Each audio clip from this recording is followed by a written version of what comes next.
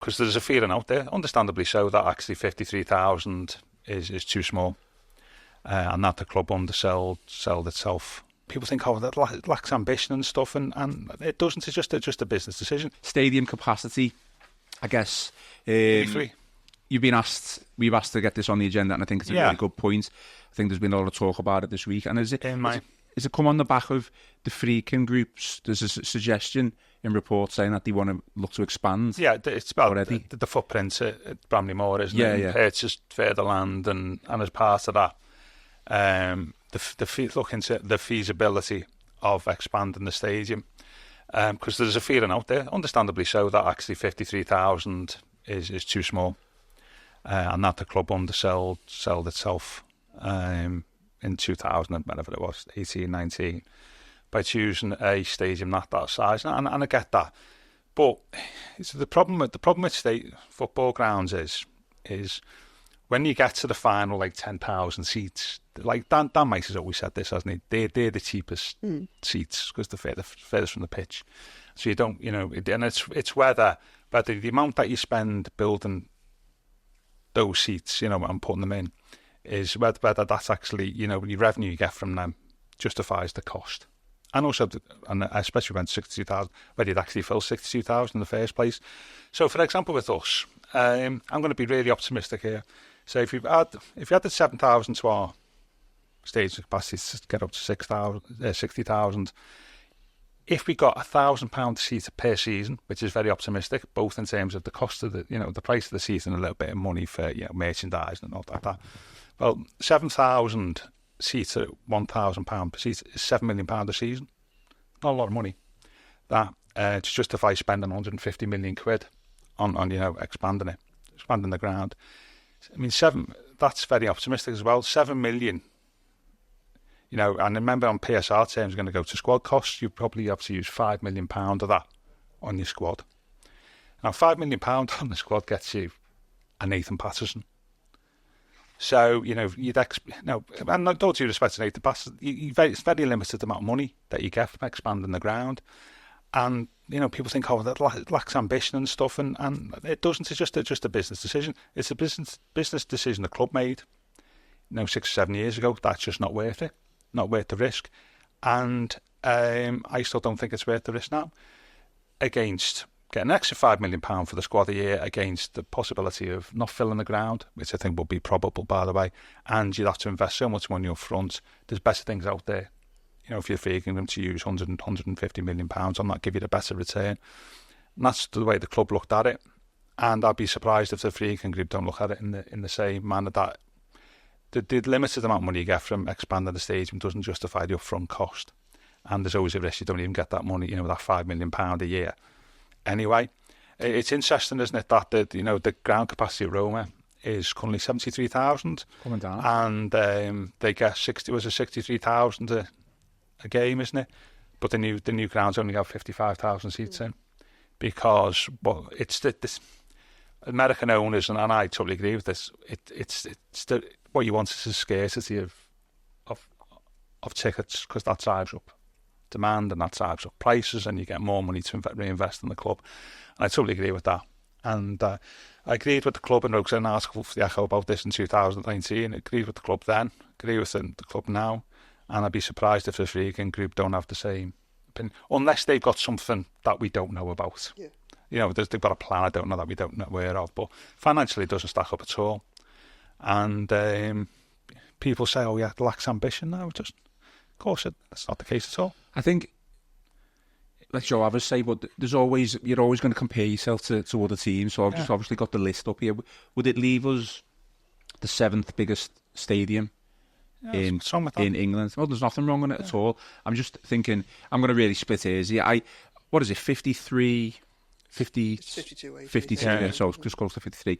Again, I'm going to split hairs, but thought 55, but then capacity to expand if need be.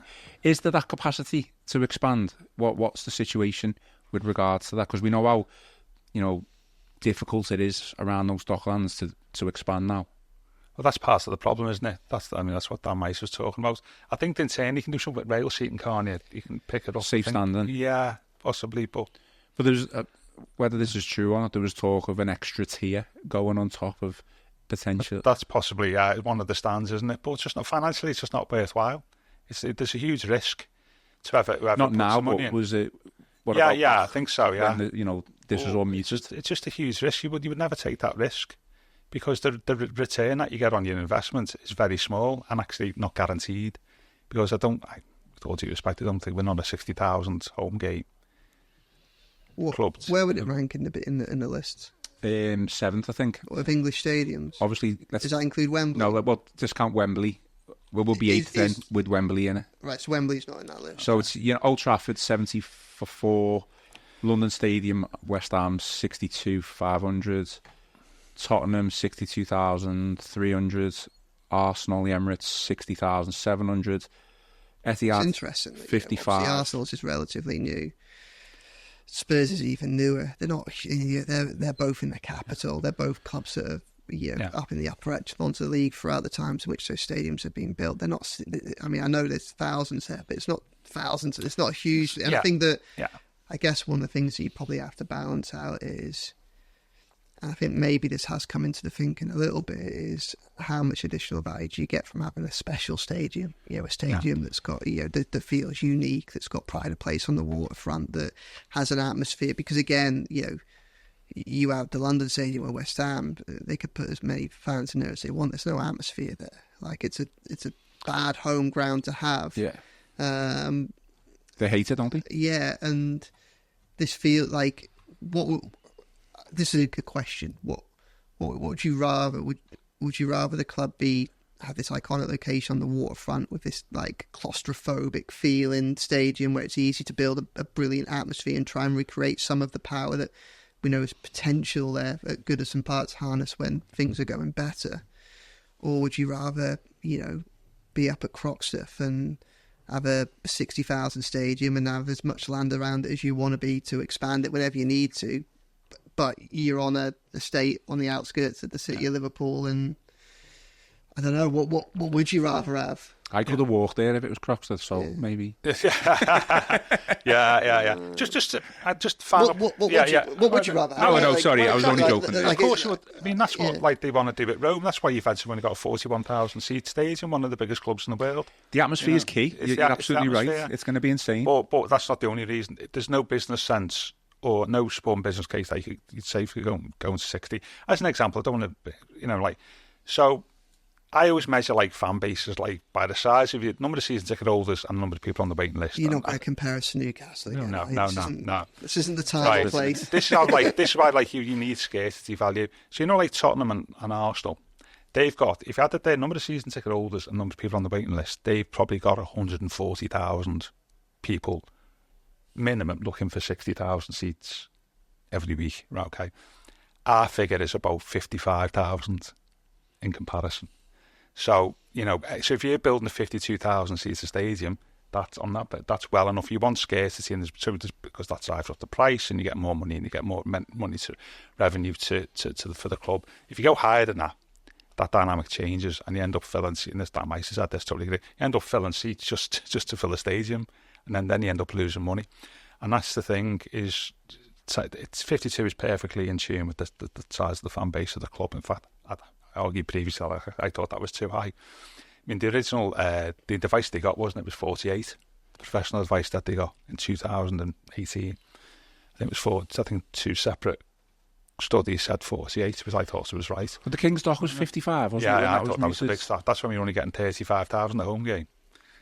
Yeah, I haven't got a major issue. No, I haven't got a major issue with the capacity. I just you're putting an argument against what I'm going to say, which is obviously fine. That I just would have liked more scope for bigger capacity. What's going to happen, 10, 15, 20 years down the line. And I feel like we are a little bit restricted in that sense now. And if it's going to cost 150 million to add another 10,000 seats, you're probably spot on. It's not going to be worth doing that. It'd be more than that if it was 10,000. Liverpool in 2016 cost Liverpool 115 million to redevelop the main stand at Anfield, didn't it? That was you're looking at taking off the roof and everything else. And you've got to redesign the rest of the ground, apparently. So I'd be very surprised unless the Friedkin group have got something right up the sleeve that we don't know about. I'd be very surprised if they look at it and go, We've looked at it and we think it's perfectly fine, albeit we will look to review it in the future. It's good PR for the Freakin Group, by the way, isn't it? I think it shows us, it put something out there that we're looking to redevelop the business, push it forward, and it's probably good PR for them as well.